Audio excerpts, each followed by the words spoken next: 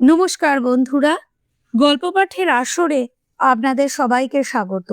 আজকে আমি পাঠ করছি ষষ্ঠীপদ চট্টোপাধ্যায়ের লেখা মন্দার হিলের সেই রাত।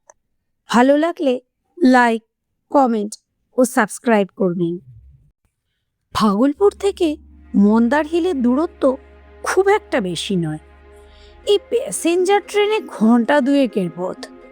গোবিন্দর পোস্টিংটা শেষ পর্যন্ত ওখানেই হলো। রেলের চাকরি বলে কথা, তাও নতুন। তা যেখানে পাঠাবে সেখানেই যেতে হবে।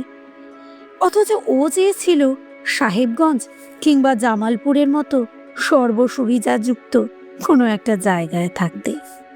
সারাদিনে মাত্র 4 জোড়া ট্রেন এ লাইনে চলে। টিকিট বিক্রি একদম নেই। গোবিন্দর চাকরি ট্রেন আসার সময় কালো কোট গায়ে দিয়ে গেটের কাছে ভিখিরির মতো দাঁড়িয়ে থাকা। তা কেউ যদি দয়া করে 1-8টা টিকিট দিয়ে গেল তো গেল, না গেলে কিছুই করার থাকে না ওর।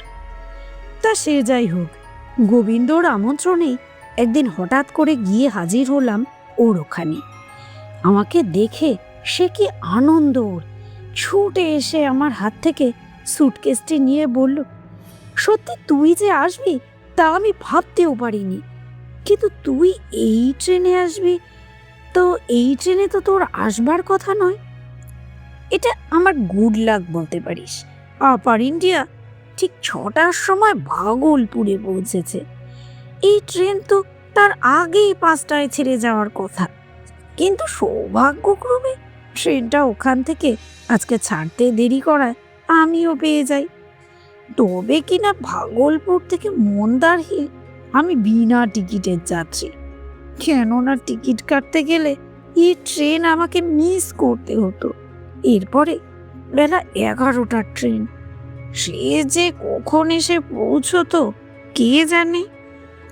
গোবিন্দ বলল, যাক, ভগবান যা করেন তা মঙ্গলের জন্য। বলেই হাঁক দিল, ঠাকুর, ও ঠাকুর। সঙ্গে সঙ্গে একজন মধ্যবয়সী 4র্থ শ্রেণীর রেল কর্মচারী হাসি মুখে এগিয়ে এলো। আপকা দোস্ত আ গিয়া বাবুজি। হ্যাঁ, সকাল সকাল একটু সকালেই এসে পড়েছে। এখন চলো আমার দোস্তকে কোয়ার্টারে নিয়ে যাই। দোস্ত কি শুধু আপনার একার আছে বাবুজি? মেরে কো নেই? হা হা, কিউ নেই, আমাদের দুজনেরই দোস্ত আছে। বলে ঠাকুরের সঙ্গে আমার পরিচয় করে দিল গোবিন্দ। আমি ঠাকুরকে করজোড়ে নমস্কার জানালাম। আমার সঙ্গে একটাই সুটকেস ছিল। ঠাকুর সেটা গোবিন্দর হাত থেকে নিয়ে লাইন পার হয়ে এগিয়ে চলল। গোবিন্দ আর আমিও চললাম ওর পিছু পিছু। স্টেশনের কাছেই গোবিন্দর খুব সাধারণ কোয়ার্টার, 2 কামরার ঘর।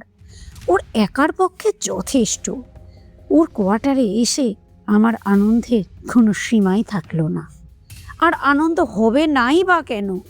পথে আস্তে আস্তে ভাগলপুর থেকে মন্দার হিল পর্যন্ত প্রকৃতির যা রূপ আমি দেখেছি তাতেই আমার মন ভরে গেছে। যেমনি অরণ্যময় প্রান্তর, তেমনি ছোট ছোট পাহাড় ও টিলার সমাবেশ চারদিকে। প্রকৃতির স্বর্গরাজ্য যেন। আর মন্দার হিলের তো কোনো তুলনাই নেই। পুরাণ বর্ণিত সেই বিখ্যাত মন্দার পর্বত এখানেই অবস্থিত, যে পর্বতকে মন্থনদণ্ড করে অমৃত মন্থন হয়েছিল। আমি আসবো বলে গোবিন্দ ওর ঘর দরবেশ গুছিয়েই রেখেছিল। শোবার জন্য নোয়াবের খাটিয়াও আনিয়ে রেখেছিল একটা, তাইতে পুরো করে বিছানা পাতা। এখন ভাদ্র মাস, শরতের প্রকৃতি এখানে দারুণ সজীব। চারদিক বনময়, তাই খুব সুন্দর। মানুষের বসতিও এখানে খুব একটা বেশি নেই। মন্দার পর্বত ঠায় এখান থেকে চোখের সামনে দেখা গেলেও শুনলাম ওর দূরত্ব কম করেও 3 মাইল। গোবিন্দর ঘরে আমার সুটকেস রেখে ঠাকুর চায়ের সরঞ্জাম নিয়ে বসল। এখানে জঙ্গলের শুকনো কাঠ বেশি বলে রান্নাবান্না সব কিছুই কাঠের জালে হয়। গোবিন্দ বলল, আমাদের এই ঠাকুরকে যা তা মনে করিস না। ওর হাতে একবার চা খেলে সেই চায়ের স্বাদ জীবনেও আর ভুলবি না। আর তাছাড়া মানুষটিও বড় ভালো রে। এখানে এসে মনে হচ্ছে যদি এখানে পোস্টিং না হতো তাহলে এমন মানুষের সন্ধান আমি কখনোই পেতাম না। আমি হেসে বললাম, তাহলে আবার প্রমাণিত হলো ভগবান যা করেন তা ভালোর জন্যই করেন। গোবিন্দ বলল, সে কথা আবার বলতে। কথা বলার মধ্যেই আমি পোশাক পরিবর্তন করে মুখ হাত ধুয়ে খাটিয়ায় এসে বসেছি। ঠাকুর গাঢ় দুধের চা ও স্থানীয় বিস্কুট নিয়ে এসে এগিয়ে দিল আমার দিকে। আমরা তিনজনেই একত্রে বসে চা পান করলাম। তারপর দরজা খোলা রেখেই এগিয়ে চললাম স্টেশন সংলগ্ন বাজারের দিকে। আমি বললাম, তা দরজায় তালা লাগালি না? এখানে চোরের উপদ্রব নেই তোরে? গোবিন্দ বলল, না না, তবে সাপের উপদ্রব খুব বেশি। ওই একটি কারণেই আমার এই জায়গাটা ভালো লাগে না। কখনো দেখি জামার পকেটে সাপ, আবার কখনো জলের কলসিতে সাপ, একদিন দেখি ভাতের হাঁড়ির মধ্যেও। এই ব্যাপারে তোকে অবশ্যই আমি সাবধান করে দেব। আমি বললাম, সে কি? তাহলে রাতে ঘুমানোর সময় কি হবে? আরে তখন তো মশারি থাকবে রে। ঠাকুরও আমাদের সঙ্গে বাজারে এলো। তারপর সামান্য কিছু কেনাকাটা করে বিদায় নিল আমাদের কাছ থেকে। যাবার সময় কিছু মিঠাইও কিনল ওর মেয়ের জন্য। গোবিন্দ বলল, ঠাকুরের একটি মাত্র মেয়ে মধু, ভারী মিষ্টি মেয়ে, একদম বাবা অন্তপ্রাণ। মিঠাই খেতে খুব ভালোবাসে, বড় সুখের সংসার ওদের। ঠাকুর চলে গেলে আমরা আমাদের বাজার করলাম, সব রকমের কাঁচা আনাজের ব্যবস্থা করলাম। এক জায়গায় একটি আদিবাসী মেয়ে খরশুলা মাছ বিক্রি করছিল। সেই মাছও কিছুটা কিনে নিলাম। এই মাছ অনেকটা পার্শে মাছের মতন দেখতে, আর অপূর্ব তার স্বাদ। বাজারের পর্ব শেষ হলে গরম সিঙাড়া আর কয়েকটা মিঠাই কেনা হলো 1 কিলো। মিঠাই বলতে প্যাড়া, দারুণ সুস্বাদু। দেওঘরের প্যাড়াকেও হার মানায়। যাই হোক, ঘরে এসে দু বন্ধুতে সিঙাড়া, প্যাড়া ইত্যাদি খেয়ে আকণ্ঠ পুড়ে ইদারার জল পান করলাম। তারপর আর এক প্রস্থ চা পানের পর বসে পড়লাম রান্নার ব্যবস্থাপনায়। মটর ডাল, ভাত, সব রকম আনাজের একটা তরকারি আর মাছের ঝাল। অনেকটা পিকনিকের মেজাজে দু বন্ধুর সময় যে কোথা দিয়ে কেটে গেল তা টেরও পেলাম না। দুপুরে আহারাতির পর আমি আর আমার নির্দিষ্ট শয্যায় গা এলিয়ে দিলে গোবিন্দ গেল ওর ডিউটিতে। দুপুরে ট্রেন আসবার সময় হয়েছে, তাই যেতে হবেই ওকে। ও চলে যাওয়ার পর আমি সময় কাটানোর জন্য সঙ্গে আনা একটি ম্যাগাজিনের পাতা উল্টাতে লাগলাম। দুপুরে এমনিতে আমার ঘুমটুম হয় না, তাই স্রেফ শুয়ে বসে সময় কাটাতে হয়। এমন সময় দরজায় টক টক শব্দ। সাড়া দিলাম, কে? মে হু। দরজা খোলাই আছে, ভেতরে এসো। এইবার সাহসে ভর করে ঘরে ঢুকলো দারুণ মিষ্টি চেহারার অল্প বয়সী একটি মেয়ে। বিনুনি দিয়ে চুল বাঁধা, গোল মুখ, টানা টানা চোখ, ফুটফুটে জ্যোৎস্নার মতো গায়ের রং। ওর হাতে একটা ঝুড়িতে কি যেন। আমি বললাম, তা কি চাই? মেয়েটি হাসি মুখ করে বলল, বাবুজিনে ভেজা মুছে। আমি শয্যা ত্যাগ করে উঠে বসলাম। আমার কাছে? হ্যাঁ, আপনার জন্য সীতাফল এনেছি বলে হাতের ছুরিটা আমার সামনে মেলে ধরল। দেখলাম ছুরির মধ্যে বেশ কয়েকটি বড় বড় গাছ পাখা আতা রয়েছে। দেখেই লোভ হলো। আমি এবার সরাসরি মেয়েটির মুখের দিকে তাকিয়ে বললাম, তা তোমার নাম কি মধু? মেয়েটি অবাক হয়ে বলল, আপকো कैसे मालूम हुआ? তা তুমি তো ঠাকুরেরই মেয়ে, মিঠাই খেতে খুব ভালোবাসো, তাই না? মেয়েটির দু চোখে বিস্ময় যেন ঝরে পড়ল। এ ভি মালুম হুয়া আপকো? আমি বললাম, তোমার বাবার মুখ থেকেই শুনেছি। তা যা, তো তোমার এই সীতাফলের দাম কত? ও ফিক করে হেসে আটাগুলো ঘরের মেঝে ঢেলে দিয়ে চোখের পলকে উধাও হয়ে গেল। আমি ওকে কত ডাকলাম, ও আমার ডাকে সাড়া দিল না, আবার ফিরেও এলো না। এরপর আমি লোভ সামলাতে না পেরে বেশ কয়েকটি আতা তখনই খেয়ে নিলাম। আহ, কি অপূর্ব স্বাদ তার! তারপর বিশ্রামের পাট চুকিয়ে স্টেশনে এলাম গোবিন্দর কাছে। ঠাকুরের সঙ্গে দেখা হলো স্টেশনেই। ঠাকুরকে বললাম মধুর কথা। ঠাকুর বলল, হ্যাঁ হ্যাঁ সাবজি, আমি পাঠিয়েছিলাম ওকে।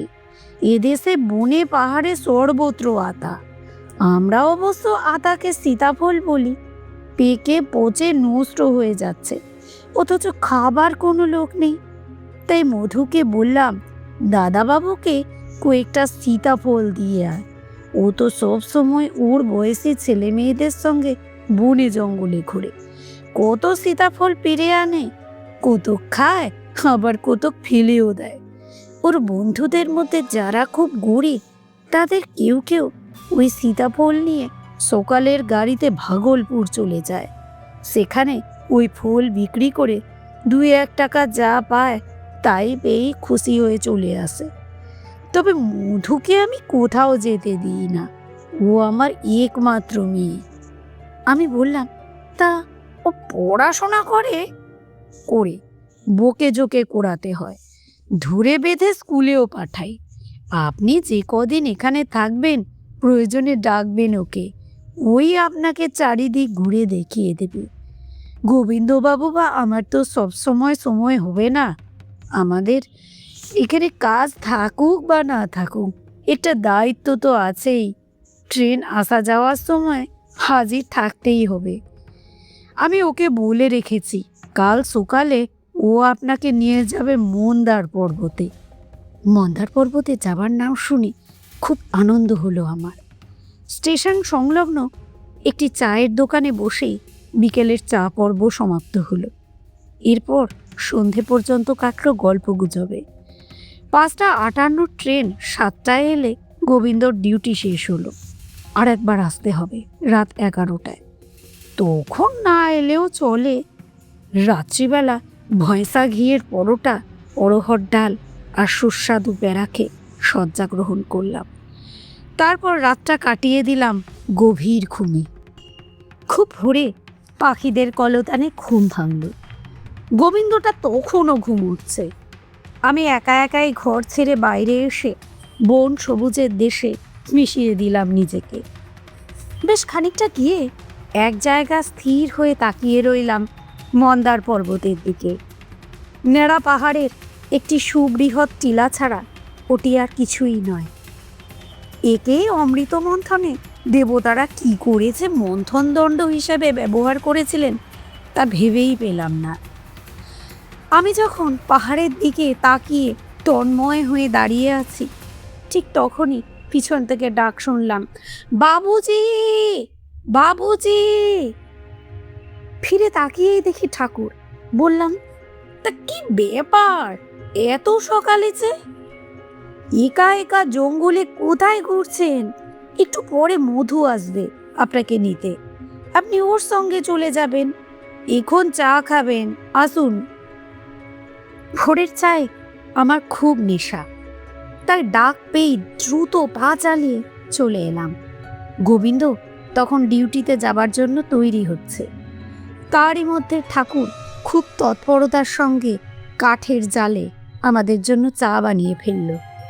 চা খেয়ে আমরা স্টেশনে এলাম। এসেই দেখি মধু আমাদের জন্য একটি ছত্রি আটা গরুর গাড়ি নিয়ে অপেক্ষা করছে। গাড়ির চালক একজন বালক, নাম বুদ্রু। গোবিন্দ আমাদের পথের প্রয়োজনে কিছু সিঙাড়া আর জিলিপি কিনে দিল। আমিও 500 গ্রামের মতো পেঁড়া নিলাম মধুকে খুশি করবার জন্য, কেননা ও তো মিঠাই খেতে খুব ভালোবাসে। গরুর গাড়ি ফুটুর ফুটুর করে গ্রাম্য পথ ধরে এগিয়ে চলল পাহাড়ের দিকে। কি ভীষণ উঁচু নিচু পথ, চলাচলের একদম অযোগ্য।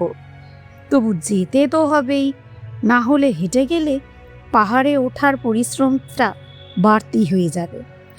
আমরা স্টেশন এলাকা পার হয়ে সবে কিছুটা এসেছি, এমন সময় শুনতে পেলাম, রোকো রোকো, হে মুন্নে, গাড়ি রোকো, কিধর যাওগি তুম? মধু বলল, পাহাড় पर। हमको साथ ले चलो, मैं भी जाऊंगी। উজ্জ্বল গৌরবর্ণা মধ্যবয়সী এক রমণী তার ভারী শরীর নিয়ে কোনো রকমে এসে আমাদের গাড়িতে উঠলেন। তার হাতে পুজোর সামগ্রী, গা ভর্তি গয়না। খুব বড় লোকের গৃহিণী বলেই মনে হলো। গাড়িতে উঠে হাসি মুখে তিনি আমাদের তিনজনকেই তার আন্তরিক ভালোবাসা জানালেন।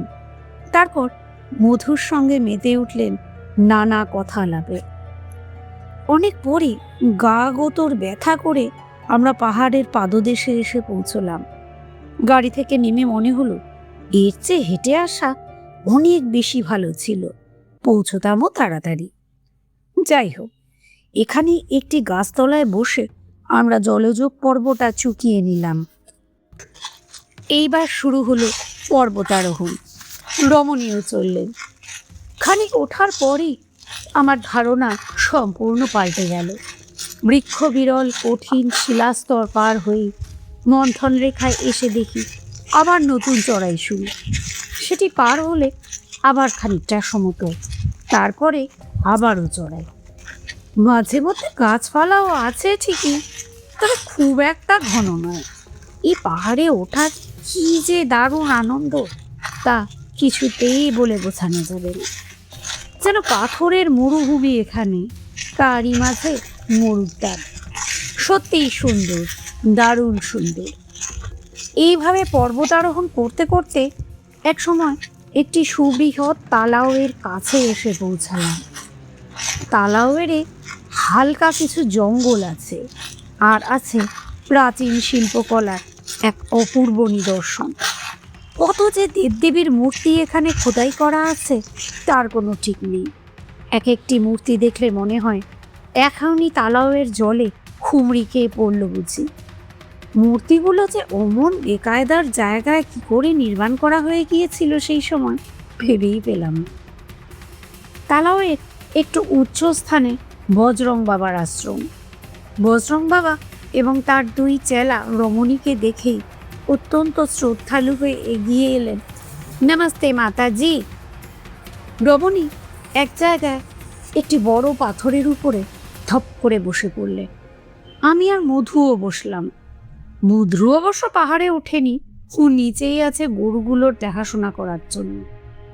বজরং বাবা সামান্য প্রসাদ এনে আমাদের হাতে দিলেন। রমণী প্রসাদ গ্রহণ করে 5,000 টাকা বজরং বাবার হাতে দিয়ে প্রণাম করলেন। বজরং বাবা বললেন, এই টাকায় কি হবে মাতাজি? রমণী বললেন, এর চেয়ে বেশি আমিও তো দিতে পারবো না, কেননা আমি নিচে যে মন্দির বানাচ্ছি তাতে খরচ হবে প্রায় 3 লাখ টাকা।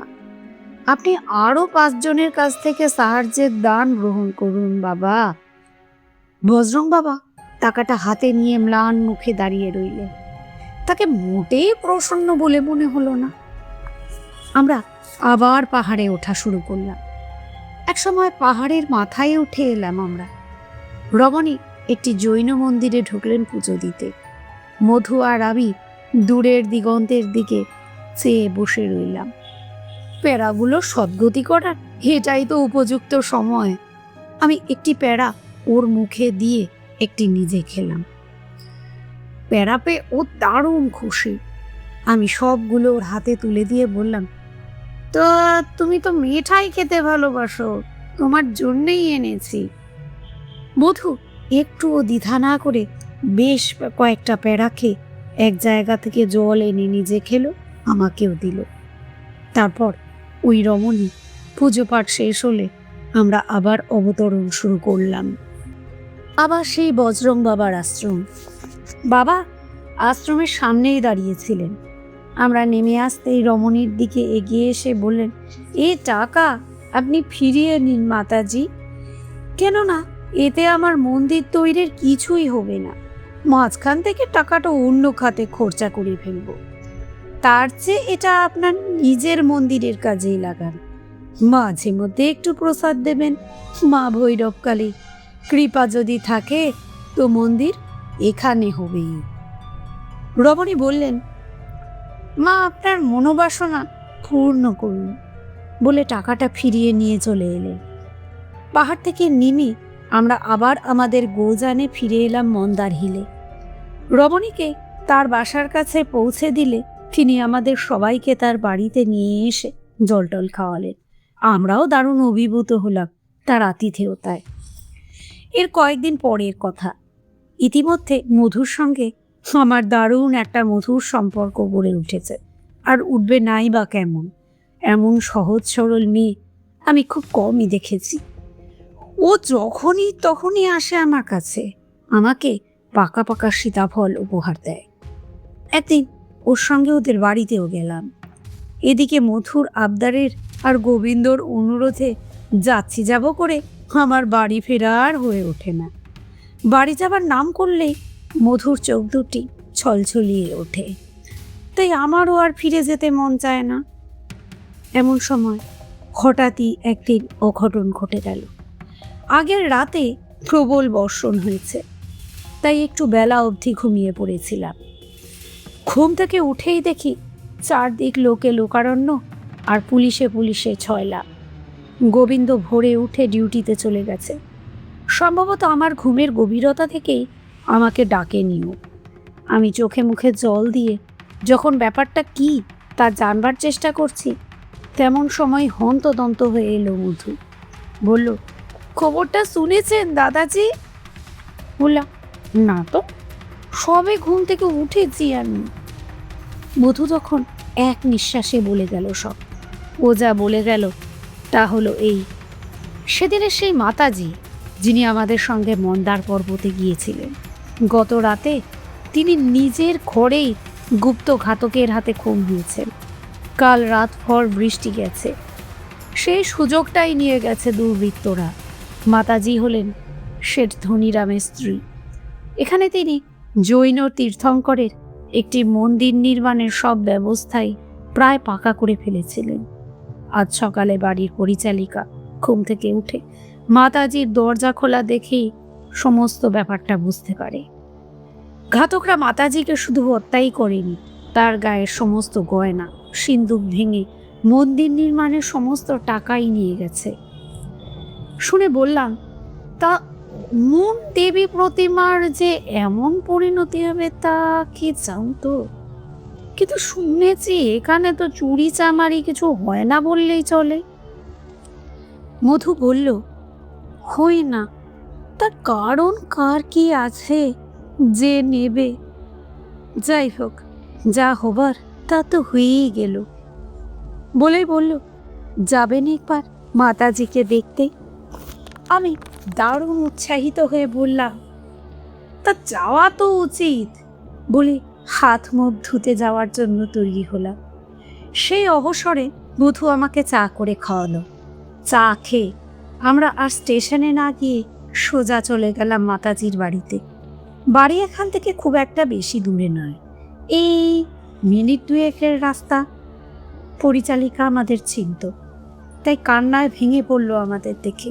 বলল, দেখো ভাইয়া, আমার মাঝি কা হাল कैसा कर दिया वो लोग। তারপর ভাঙা ভাঙা বাংলায় বলল, লেকিন ও পুলিশ वाले আমাকে সন্দেহ করছে, বারবার বলছে কে খুন করেছে তুই ঠিক জানিস, সচ বাতাতে। আমি বললাম, সে কি, এটা কোনো কথা?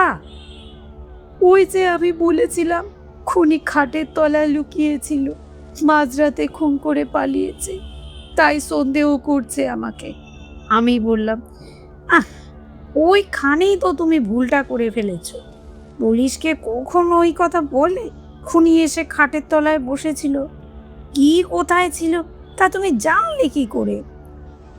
বারে, এটা তো সাধারণ বুদ্ধির ব্যাপার আছে। বাবু তার ব্যবসার জন্য নাথনগরে থাকেন, এ বাড়িতে মা আর আমি থাকি।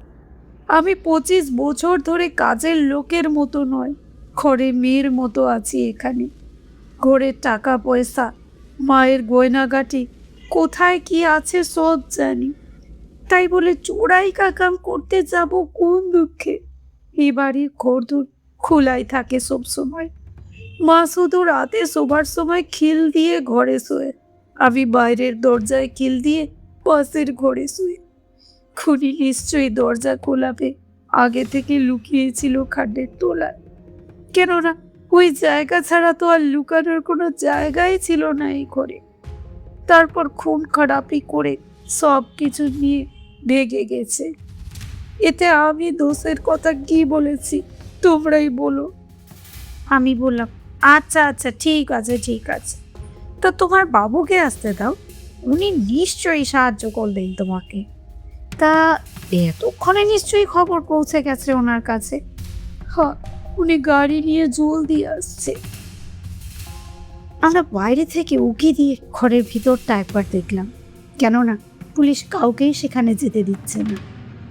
মনে হলো ছোড়া কিংবা চৌপাট দিয়ে গলার নলি কেটে খুন করা হয়েছে মাতাজিকে। ঘরের মেঝেই চাপ চাপ রক্ত, সিন্ধুকে রক্তের দাগ, তারই মাঝে আততায়ী পদচিহ্নও আছে। খুনি যে একেবারেই অপেশাদার তাতে কোনো সন্দেহ রইল না। যাই হোক, আমরা আর বেশিক্ষণ সেখানে না থেকে সোজা স্টেশনে চলে এলাম। গোবিন্দ আমাদের জন্য অপেক্ষা করছিল। বলল, কি রে, কোথায় গিয়েছিলিস? ওকে সব বললাম। ইতিমধ্যে ঘটনার কথা সবাই জেনে গিয়েছিল, তাই সকলেই বেশ আতঙ্কিত। ঠাকুর বলল, মন্দার হিলে মানুষ খুন আমার জ্ঞানে এই প্রথম। গোবিন্দ স্টেশনেই আমাদের জলখাবারের ব্যবস্থা করল। ঠাকুর কোথা থেকে যেন কতগুলো পকোড়া নিয়ে এলো। চায়ের সঙ্গে সেগুলো খেতে মন্দ লাগলো না। দুপুরবেলা শুয়ে শুয়ে ঘটনার আকস্মিকতার কথা চিন্তা করছি, এমন সময় প্রায় 10-12টি আতা নিয়ে এলো মধু। বললাম, একদিনে এত আনলে কেন? ও সে কথার কোনো উত্তর দিল না। ওর মুখ বেশ থমথমে। বলল, দাদাজি, আমার সঙ্গে একবার আসুন তো। কোথায়? আসুনই না বলে আমার হাত ধরে টানতে টানতে ছোট্ট একটি টিলা পাহাড়ের সংলগ্ন আতা বনে নিয়ে গেল। গিয়ে বলল, কিছু বুঝতে পারছেন বাবুজি? আমি অবাক হয়ে দেখলাম কাদামাটির উপর কতগুলো পায়ের সুস্পষ্ট ছাপ, আর আতা বনের মধ্যে আছে এক জায়গায় তাল কোল পাকানো রক্তমাখা খানিকটা ন্যাকড়া। দেখেই শিউরে উঠলাম। বোঝাই গেল খুনি একজন হলেও সঙ্গে আরও কেউ ছিল। খুনের পর ওরা এসে এইখানে বসে হাত পায়ের রক্ত মুছে নিহাতি অবহেলায় ন্যাকড়াটি ফেলে দিয়েছে। মধু বলল, কি বুঝলে? যা বোঝার বুঝে নিয়েছি, বুঝলে? এ নিয়ে কাউকে কিচ্ছুটি বলবে না, তাহলে যে কোনো মুহূর্তে আমাদেরই বিপদ হতে পারে। মধু দারুণ উৎসাহী মেয়ে, বলো, না না বাবুজি, কাউকে কিচ্ছু বলবো না। এখন এই পায়ের ছাপ ধরে আমরা একটু এগিয়ে যাই, চলুন, তাহলেই বোঝা যাবে ওরা ঠিক কোন দিকে গেছে। চুক্তিটা মন্দ নয়। আমরা ধীরে ধীরে সেই পদচিহ্ন ধরে একটি উচ্চ ভূমিতে উঠলাম। পায়ের ছাপ এখানেও সুস্পষ্ট। তারপরে কঠিন পাথরের বুকে পদচিহ্ন হারিয়ে গেছে। তবু আমরাও হাল না ছেড়ে আরও এগিয়ে চললাম। চলতে চলতে এক সময় পৌঁছে গেলাম মন্দার পর্বতের ঠিক পিছন দিকে। আর তখনই মনের মধ্যে একটা আশঙ্কা দানা বেঁধে উঠল। তবে কি? আমাকে নীরব থাকতে দেখে মধু বলল, কি ভাবছেন দাদাজি? ভাবছি বজরং বাবার সেই কথাটা, মন্দির এখানে হবেই। বজরং বাবা? উনি তো 5,000 টাকা মাতাজিকে ফিরিয়ে দিয়েছিলেন। তা দিয়েছিলেন, কিন্তু তার সাংরের দুজনের দ্বারাও তো এ কাজ হয়ে থাকতে পারে। মধু বলল, এ আমি ভাবতেও পারছি না। আমি বললাম, সন্দেহের তীরটা তো দেখছে এখন ওদের দিকে, অতএব আমাদের জানা দরকার ওই আশ্রমে ওরা তিনজনই আছে না বজরং বাবা একা আছে? যদি তিনজনই থাকে তাহলে জানতে হবে ওদের সকলের পরিকল্পনাতেই হয়েছে এই হত্যাকাণ্ড। আর তা যদি না হয় তাহলে অন্যরকম চিন্তা ভাবনা করতে হবে। মধু গ্রাম্যময় হলেও দারুণ বুদ্ধিমূর্তি। বলল, আপনার অনুমান যদি ঠিক হয় তাহলে ধরে নেওয়া যেতে পারে বজরং বাবার অমতে কোনো কিছুই হয়নি। ওর চেলারা কিছু করে থাকলে তারা ওই টাকা নিয়ে অন্যদিকে পালাতো। ব্যাপারটা খুব রহস্যময়। তখনকার মতো আমরা আর এগোলাম না। স্থির করলাম কাল ভোরে একবার ওই আশ্রমে গিয়ে ওদের গতিবিধি লক্ষ্য করে পুলিশকে ব্যাপারটা জানাবো। সে রাতে আমি ইচ্ছে করেই ঘুমোলাম না। অনেক রাত পর্যন্ত গোবিন্দর সঙ্গে কথা বলে যখন একসময় দেখলাম ও নিজেও ঘুমিয়ে পড়েছে, তখন টর্চ হাতে চুপি চুপি বাইরে এলাম। তারপর দরজাটা আলতো করে ভেজিয়ে রেখে দারুণ উৎসাহ নিয়ে এগিয়ে চললাম মন্দার পর্বতের দিকে। সে ঘর থেকে কিছুটা আসার পরই শুরু হলো প্রবল বর্ষণ। এমনটি যে হবে ধারণাও করিনি। তবু এই অবস্থায় ফিরে তো আর যাওয়া যায় না, তাই জোর কদমে পা চালিয়ে পাহাড়ে পাদদেশে এসে পৌঁছলাম। অনেক পরে শরতের মেঘের বৃষ্টি থেমে আকাশ পরিষ্কার হলে শুরু করলাম পর্বতারোহণ। আশ্রমের কাছাকাছি এসে পৌঁছেছে। এমন সময় মাথায় খুব জোরে আঘাত পেয়ে লুটিয়ে পড়লাম সেখানে। মুহূর্তের জন্য চোখে মুখে জাল পড়ে গেল। সন্ডাগুন্ডা মতো দুজন লোক আমাকে পাঁজা কোলা করে তালাওয়ের ধারে সুড়ঙ্গ পথে একটি অপরিসর গুহার মধ্যে ঢোকালো। সেখানে একটি প্রদীপ জ্বলছে। এক কোণে বসে দু হাতে মুখ ঢেকে ফুপিয়ে ফুপিয়ে কাঁদছে মধু। ওকে দেখে বিস্ময়ের সীমা রইল না আমার। বললাম, এ কি তুমি? শয়তানরা তোমাকেও এখানে নিয়ে এসেছে? সেই শান্ত সৌম্য বজরং বাবাকেও এবার দেখা গেল গুহার মধ্যে। বজরং বাবা বললেন, আমরা কাউকেই এখানে নিয়ে আসি না।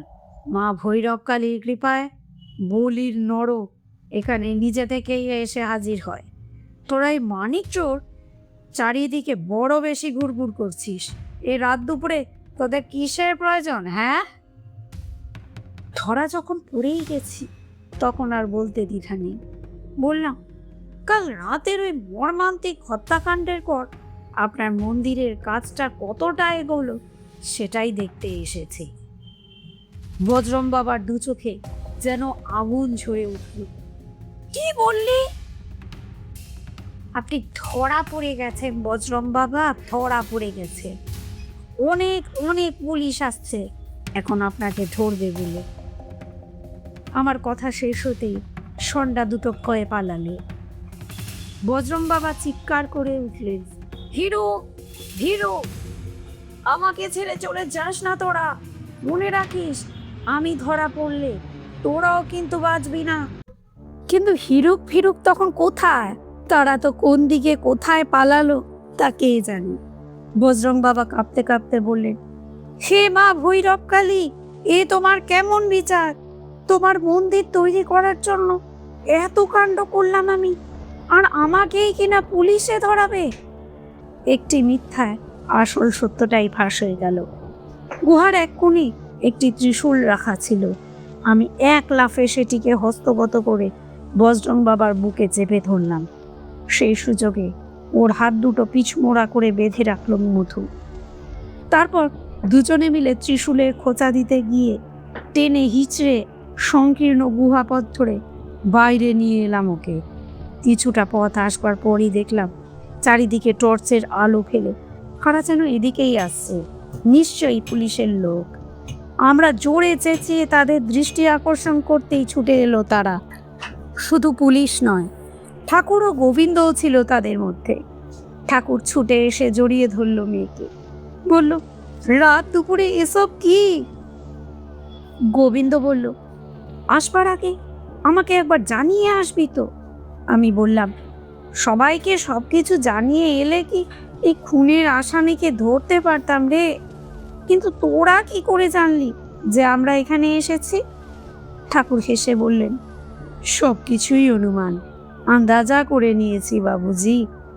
পুলিশের লোকরা তখন আমাদের কবল মুক্ত করে বজরং বাবাকে অ্যারেস্ট করলো। তারপর মারের চোটে ভুবন অন্ধকার করে দিতেই নিজের অপরাধ স্বীকার করলেন বজরং বাবা। চুরির ধন, সেই গয়না, টাকা সবই উদ্ধার হলো এক এক করে। তবে কিনা হিরুক আর ভিরুকের কোনো সন্ধানই পাওয়া গেল না। রাতের অন্ধকারে তারা যে কোথায় পালালো কে জানে।